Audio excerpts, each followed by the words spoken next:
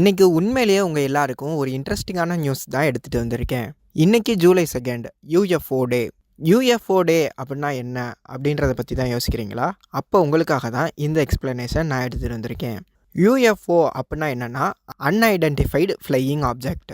இதை பற்றி இன்னும் நம்ம தெளிவாக தெரிஞ்சுக்கிறதுக்கு 1947க்கு போகணும். அதாவது 1947ல் மெக்சிகோ பக்கத்தில் ரோஸ்வர்ட் அப்படின்னு ஒரு இடம் இருந்திருக்கு. இந்த இடத்துல அடையாளம் தெரியாத ஒரு பொருள் வந்து விபத்துக்கு உள்ளாக இருந்திருக்கு. இதை பார்த்து அங்கே இருக்கக்கூடிய அமெரிக்கன் ராணுவம் இது என்ன பொருள் அப்படின்றது தெரியாமல் கன்ஃபியூஸ் ஆகிருந்திருக்காங்க. அப்படி கன்ஃபியூஸ் ஆன அந்த அமெரிக்கன் ராணுவம் இதை வந்து ஒரு அன்ஐடென்டிஃபை ஆப்ஜெக்ட் அப்படின்னு சொல்லி அனௌன்ஸ் பண்ணியிருந்தாங்க. இப்படி போய்கிட்டு இருந்த பட்சத்தில் இது வந்து ஜஸ்ட் ஒரு பலூன் தான் அப்படின்னு சொல்லியும் அவங்களே அனௌன்ஸ் பண்ணிட்டாங்க. இந்த மாதிரி ஒரு இன்சிடென்ட் நடந்ததுக்கு அப்புறமா அங்க இருக்கக்கூடிய ரோஸ்வெல்ட் பீப்புள் மத்தியில ஒரு பெரிய ஆர்வமே வந்துச்சு. இது உண்மையிலேயே பலூன் தானா, இல்லாட்டினா இதுக்கு பின்னாடி இருக்கக்கூடிய உண்மைத்தன்மையை இந்த கவர்மெண்ட் மறைக்கிறாங்களா அப்படின்னு சொல்லி அவங்க ரொம்பவே கன்ஃபியூஸ்டா இருந்தாங்க.